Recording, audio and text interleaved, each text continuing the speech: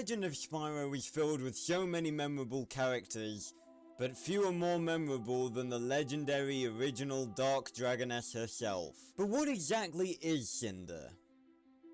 Well, that's what we're going to talk about in this video, obviously. Hey everyone, my name is Sam and welcome back to another video discussing the lore of the Legend of Spyro. Today we're going to talk about Cinder, or more specifically, what she is. In the Legend of Spyro A New Beginning, we're introduced to Cinder, who is the primary antagonist of the first game. At first, we're introduced to her as this monstrous, terrifying, ultra-powerful adult dragon who basically destroys anything and everything she comes up against. But of course, we later learn that Cinder was pretty similar to Spyro in that she was an egg at the temple that was taken by Gaul and the Dark Master's forces to be corrupted and do his bidding. We've learned from Jared that Cinder was supposedly supposed to be a wind dragon before she was corrupted, but what actually is she now? Today,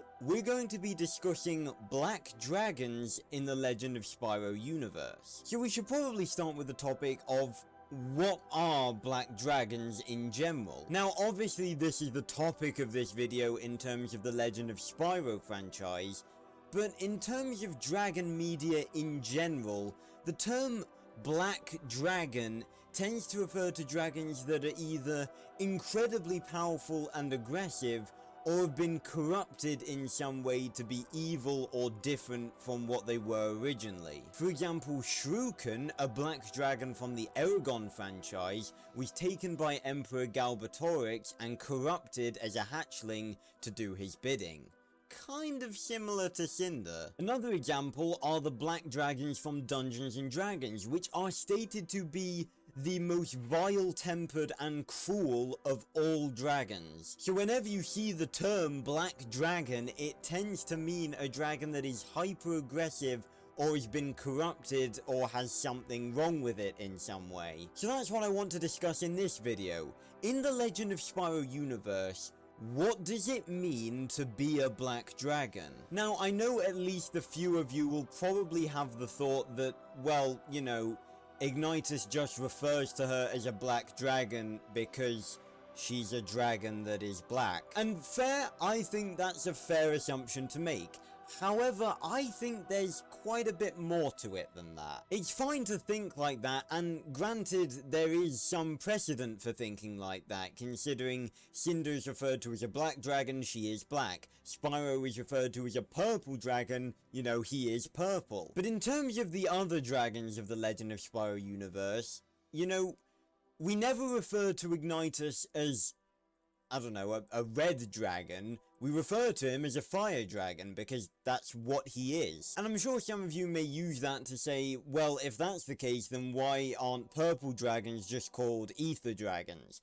But you've got to remember, if we are to assume that Malifaux was lying and that Malifaux was actually the first purple dragon, it's incredibly likely that no one knew Ether even existed at the time when Malifaux was born. They didn't know what element he was, so they just referred to him as a purple dragon because that's all they knew. Now, Cinder is usually referred to as one of three things: a dark dragon, a black dragon, or a corrupted dragon. And frankly, I think there's a lot of differences between all three of those terms. As we know in the Legend of Spyro universe, there are two sort of separate groups of elements within the universe. There are light side and dark side elements. So I would say that a dark dragon could refer to any dragon that fits into the dark category of elements. Because we do know from Jared that dragons that master the dark side elements such as poison, fear and shadow do actually exist, but they come from a different darker entity. So I think the term dark dragon could refer to any of those dragons. The term corrupted dragon obviously sort of, you know, it's self-explanatory. It's a dragon that's been corrupted by something. But again, that could mean a number of things. And yes, Cinder sort of fits into that category, but as a dragon herself, I don't think that's what she is. I mean, that is what she is. She is a corrupted dragon. She's a dragon that was corrupted by, you know, dark forces and Malefor's magic and stuff, but I think there's more to it than that. Because I think that the term Black Dragon refers to more than just Cinder's color. Now, speaking of color, I would like to talk about something because I know that if I don't, all of the comments will. No, I do not think that Dark Spyro is a black dragon. Yes, he is a dragon that is black.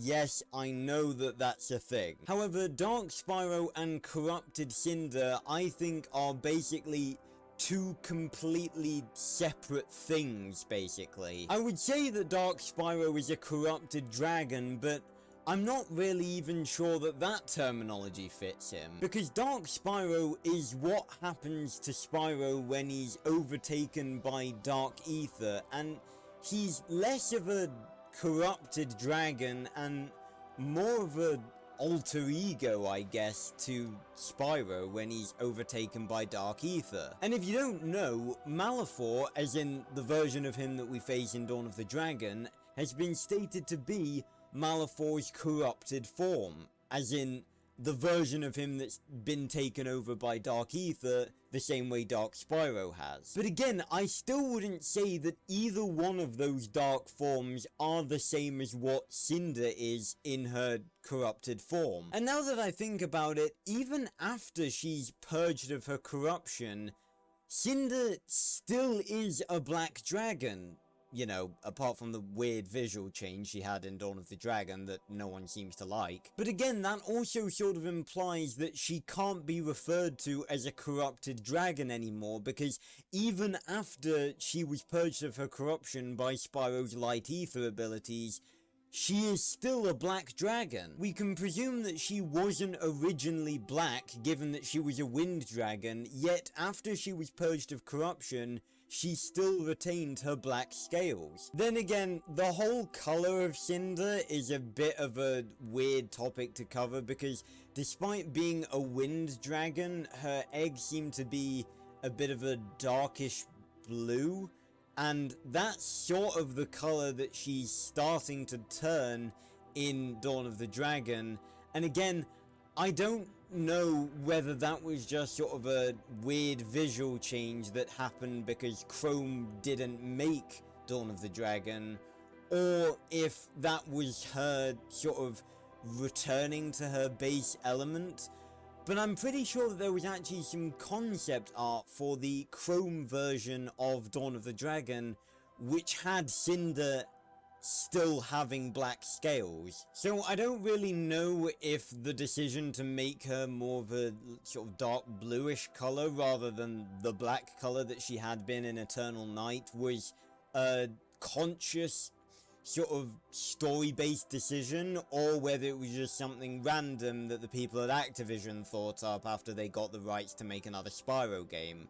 But I don't think that's something we'll ever get the answer to, but the fact still remains that after she was purged of corruption, she still had black scales, so that's what I'm going to focus on. Now, something I should probably talk about in this video is the fact that Jared stated that shadow dragons were a thing. Obviously, shadow is one of the elements that Cinder has access to in Dawn of the Dragon, so it's clearly one of her dark abilities that was gifted to her by Malefor.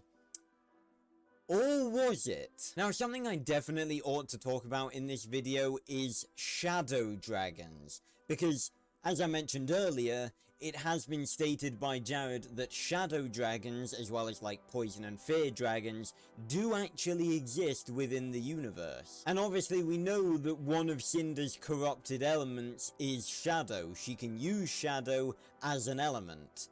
So, could she be a shadow dragon? Well, while this is quite a plausible theory, I'm actually inclined to say no to that as well. And the reason for that being that in New Beginning, her main element seems to be dark fire. Now, we talked about dark fire in my All Elements video, and what I believe dark fire to be, and I saw one or two comments saying that dark fire and the element of shadow might be sort of either interlocked or the same thing, and that could be possible, but frankly, I don't think that's the case. What I believe dark fire to be is the regular light side element of fire combined with dark ether to make a new dark element. And funnily enough, since I made that video, I've actually discovered some potential hints that dark fire may not be the only dark element that we've seen during the Legend of Spyro, but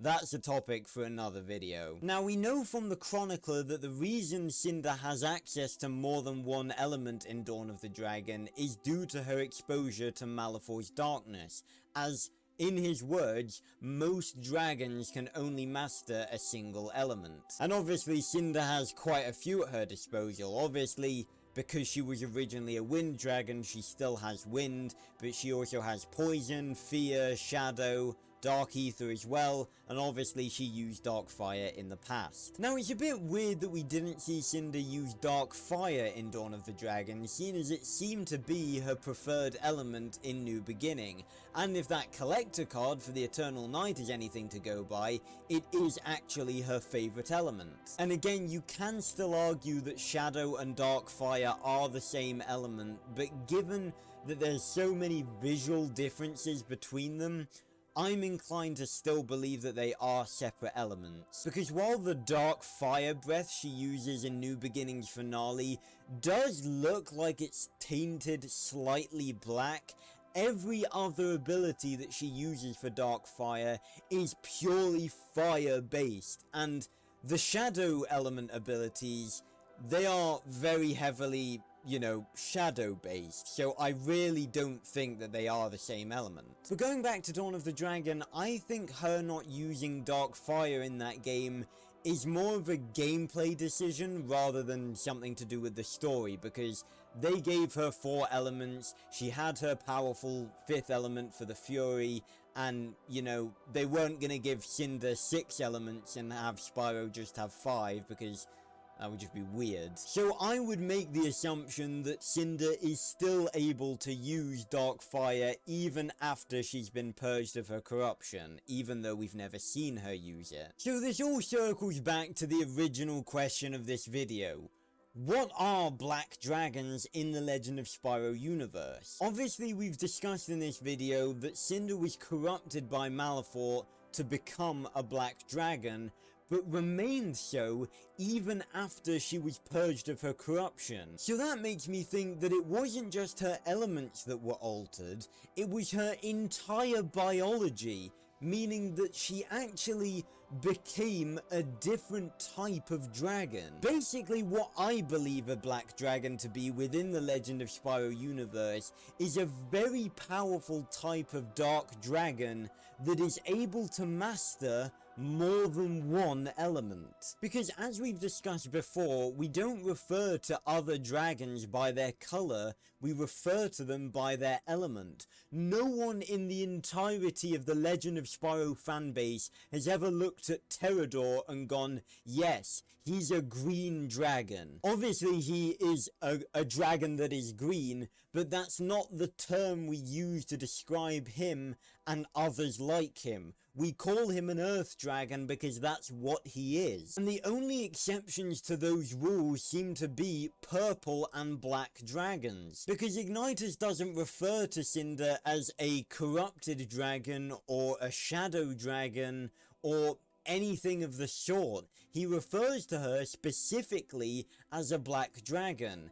And the way he says it makes it sound more like a term rather than he's just describing her color. And again, I don't have a lot to go on of this being the case, but it just seems kind of weird to me that even after Cinder was purged of her corruption, she was still able to use more than one element. Now, obviously, the sort of system of magic that the elements rely on within the Legend of Spyro universe is not one that's really been heavily explored, in that it's a very soft magic system rather than a hard magic system, meaning we don't really know a lot about how it works. We don't know what specifically limits a dragon to only be able to learn one element, whether it's biology or whether it's some sort of magical force, in that if they have a certain amount of potential, it means that they can only learn one element, and that a purple dragon's potential is so unnaturally high that it gives them the ability to learn more than one element. But it does raise an interesting question that I don't think anyone has ever really considered in the Legend of Spyro fanbase before. Are purple dragons really the only dragons that can learn more than one element? Again, like I said, we don't know a huge deal about the true extents of dragons in the Legend of Spyro universe. Hell, if we go off what's just in the game, we basically know jack shit, but obviously Jared has told us quite a bit about the stuff behind the scenes that we never got to see. For example, there was no indication that Shadow, Fear, and Poison dragons are a thing within the Legend of Spyro universe, yet they've been confirmed by Jared to exist. So what's to say that black dragons aren't an actual species of dark dragon that are able to, by default, use more than one element? Hell, if we really want to push the boat out, we could say that black dragons are the dark side version of purple dragons. Then again, that might be a little bit of a push, seeing as we've seen that purple dragons can definitely go either way. And this sort of raises a question in that if black dragons are a thing in the Legend of Spyro universe, are there others? Because of course Cinder is the only black dragon that we know of in the Legend of Spyro universe, but if we are to assume that black dragons are a thing, that carries as much weight as saying that Ignitus is the only fire dragon we know.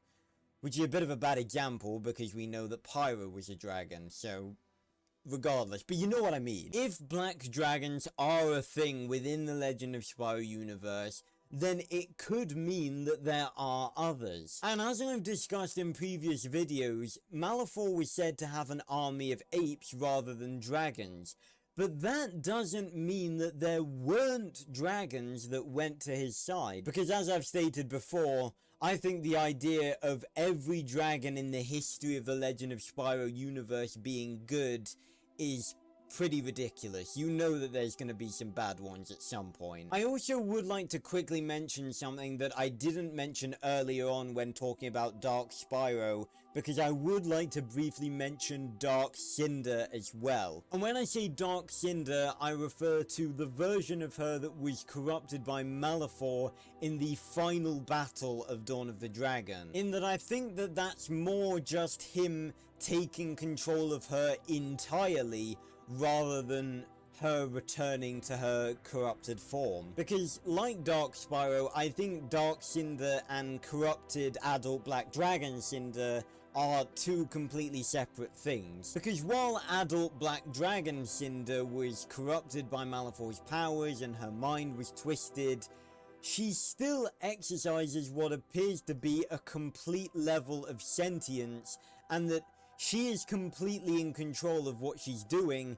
It's just that she believes that what she's doing is right. Or rather, she believes what she's doing is the right course of action for her because she serves Malefor. Dark Cinder, on the other hand, doesn't seem to have that same level of consciousness, and she appears to just be a dark husk that Malefor is using to dishearten and attack Spyro. So I think that they are two basically separate things, and that Dark Cinder is a lot more similar to Dark Spyro than she is to Black Dragon Cinder. So I think that's pretty much all I have to talk about in this video, but leave your comments down below because I definitely want to hear all of your thoughts on this topic. Do you think that Black Dragons are an actual thing within the Legend of Spyro universe? Or do you have some other thoughts about Cinder? Leave them down in the comments because I would love to hear them. Also, make sure to leave any other topics or alternate timelines that you want me to cover down in the comments down below as well,